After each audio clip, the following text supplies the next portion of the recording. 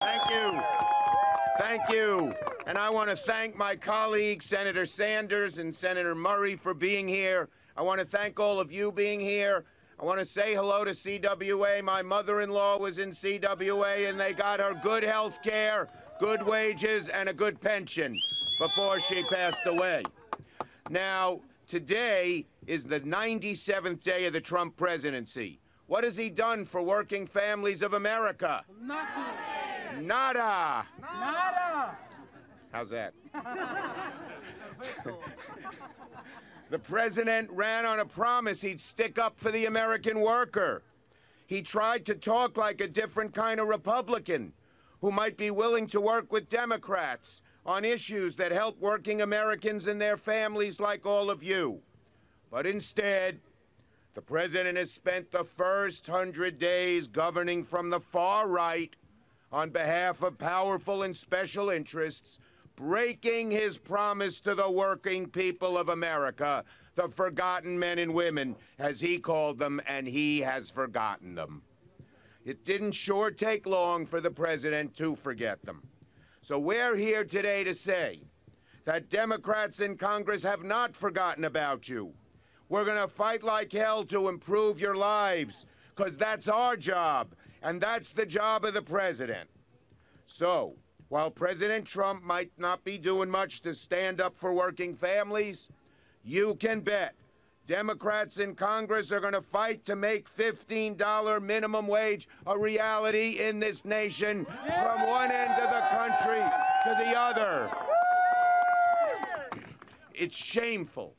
As we speak, Republicans are trying to give massive tax cuts to the uber wealthy, while consistently standing in the way of giving some of the hardest working Americans a long overdue raise.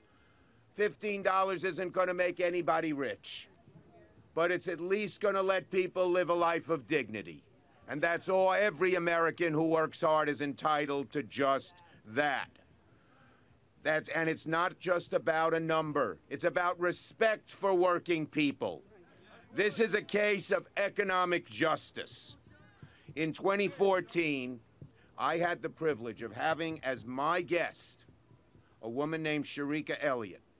She worked as an airport cleaner at JFK Airport. She cleaned toilets.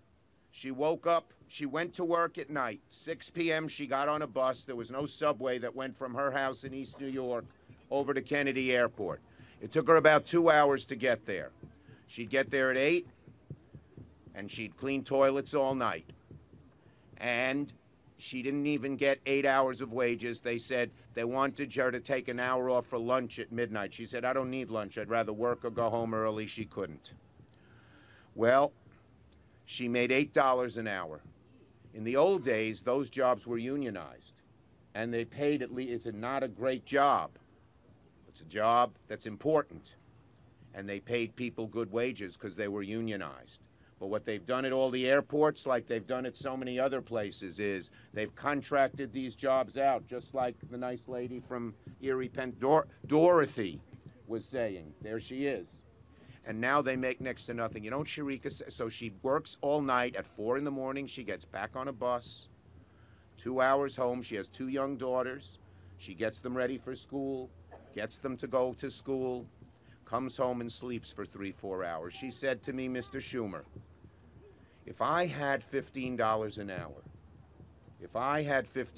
an hour, when we passed a McDonald's, I might be able to take my kids in once or twice. I might be able to buy them at least one present for Christmas. But on $8 an hour, I can't afford any of those things. This is not just an economic issue, although a minimum wage of $15 will raise our economy. It's an issue of fairness. It's an issue of justice. It's an issue of what America is all about. That's true. So we are going to fight for the Sharikas of the world. Democrats are going to stop nibbling around the edges. We're going to fight across the board for bold legislation that will help the working people of America live better lives. Thank you for being here. We are going to win this fight, and God bless America. Thank you very much, everybody. Thank you.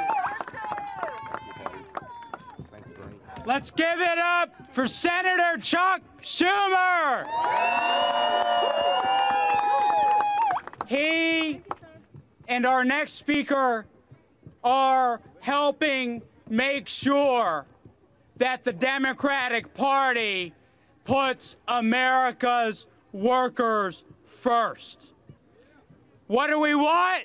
More jobs, better wages! What do we want? More jobs, better wages! We also want to make sure workers are first, not the millionaires and not the billionaires.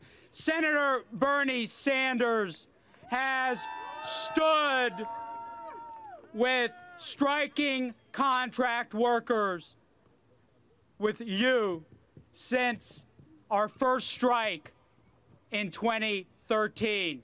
He helped push President Obama to raise the minimum wage to $10.10 on federal contracts, which kicked off wage increases in states and counties and cities all across America. He's been with us, and he's leading this next chapter in our fight to take back the American dream. Let's give it up for Bernie Sanders.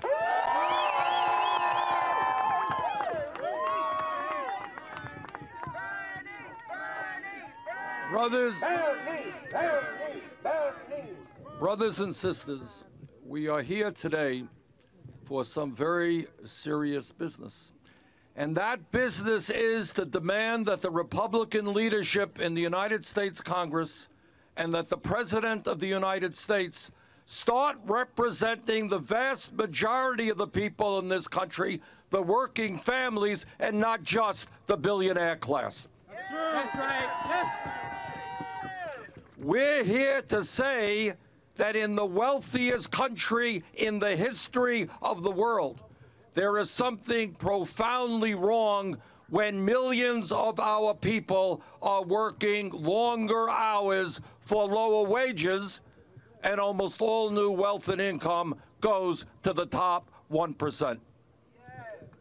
We're here to say there's something wrong when moms cannot afford child care for their little babies, when working families can't afford the outrageous price of rent, when older workers are scared to death about retirement because they got no money in the bank, when working class kids today can't afford to go to college.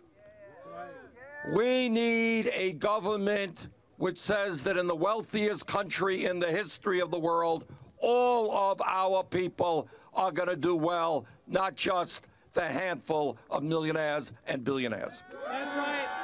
Yes. And what we're here today to say is there is something profoundly wrong when we have a president and we have congressional Republican leaders who are working overtime for tax breaks for billionaires, but they have nothing to say about raising the minimum wage. Now, I want to congratulate all of you because you have accomplished an enormous amount already, because you had the courage as part of the Fight for 15 movement to go out on strike, to demonstrate all over this country, from Seattle, Washington, to California, to New York State. You know what's happening? Minimum wage is going up, and you helped make that happen. Now, for the last 10 years, Congress, given tax breaks to the rich, has forgotten to raise the minimum wage. We are here today to remind them that a $7.25 minimum wage is a starvation minimum wage. Nobody can live on $7.25. You can't live on $8. You can't live on $10 an hour. And that is why we are saying that after 10 years of inaction, the United States Congress is going to raise the minimum wage to a living wage, $15 an hour. Brothers and sisters, it is not a radical idea to say that in this great country, if you work 40 hours a week, you should not be living in poverty. That's right. In America, you should not be living in poverty if you're working 50 or 60 hours a week. So our job under your leadership, because you guys have been doing a great job, is to do what the American people want, and that is to raise the minimum wage, and that is what we intend to do. We can win this fight if we stick together. Let's do it. Let's make sure that every worker in America works for a living wage. Thank you all very much.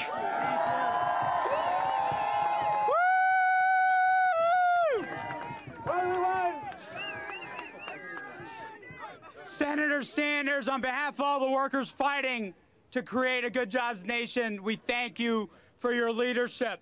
Now I want to introduce another leader, Senator Patty Murray from the state of Washington.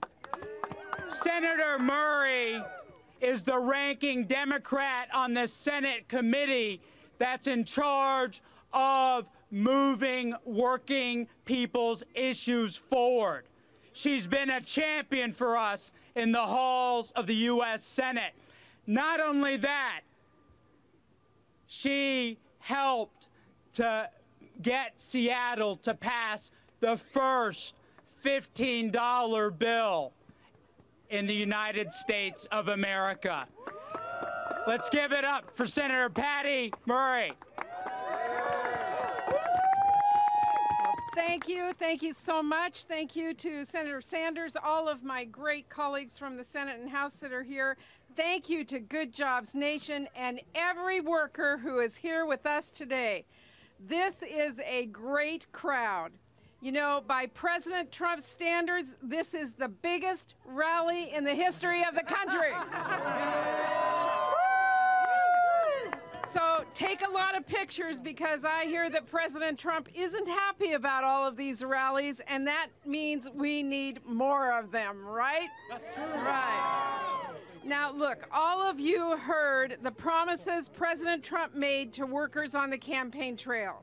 He'd fight for workers, he'd bring jobs back, he would drain the swamp of lobbyists and special interests who come to Washington to put themselves first, not workers and families. Well, has he done that? No! Not even close. Instead, he's filled his cabinet with swamp creatures, like Betsy DeVos and Steve Mnuchin. And he even tried to put a fast food CEO who wants to replace workers with robots in charge of the Department of Labor. Now, I was very proud to stand with Good Jobs Nation and many others in that fight against Andrew Puzder. And I know we're going to keep working to hold the leadership at the Labor Department and throughout this administration accountable for its anti-worker policies. Now, President Trump has already broken promise after promise to our workers.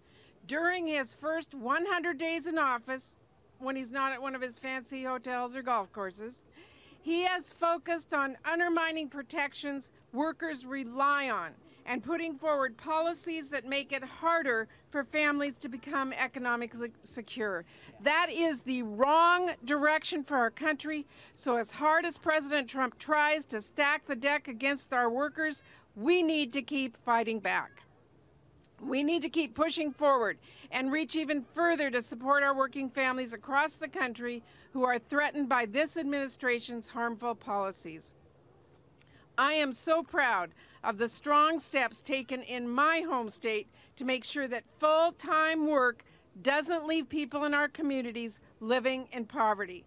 I have heard from so many families and businesses about the difference it has made, and I believe we need a $15 federal minimum wage to bring that progress back to communities nationwide. That it's the right thing to do for working parents, for nearly 2/3 of our minimum wage workers who happen to be women, And as I've heard from local business owners in Seattle, it is the right thing to do for our economies.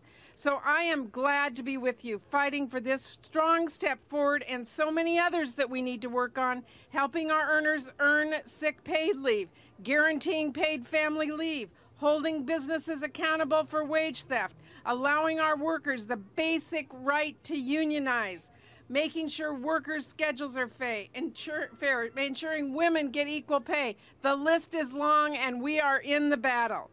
And that's because here's the truth. I have seen it in Washington State and across our country.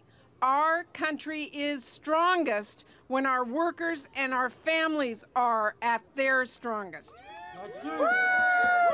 So, despite everything this administration is trying to do, that is what we have to keep fighting for. So I know all of you are going to continue to hold President Trump accountable for every step he takes in the wrong direction. And I want to ask, are you going to fight to restore the value of the minimum wage and make sure hard work pays off in our country? Yeah! Absolutely. I know you will. I know we're with you all the way, standing with you. Let's go do the fight. Thank you so much.